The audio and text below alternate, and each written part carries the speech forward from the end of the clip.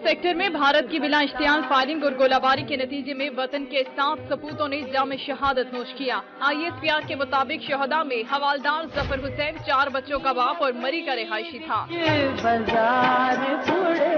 हवालदार अबरार अहमद आवान एक बच्ची का बाप और मुजफ्फराबाद का रिहायशी था। लांस नाइक मोहम्मद शौकत 4 बच्चों का बाप और हवेली कहोटा का रिहायशी था। लांस नाइक मोहम्मद हलीम एक बच्ची का बाप और लखे मरबत का रहने वाला था। सिपाही परवेज शादीशुदा और अटमकाम का रिहायशी था। सिपाही मोहम्मद इलियास 2 बच्चों का बाप और तिलखान का रहने वाला था, जबकि सिपाही मोहम्मद तनवीर गैर शादीशुदा और समाहनी आजाद कश्मीर का रिहायशी था।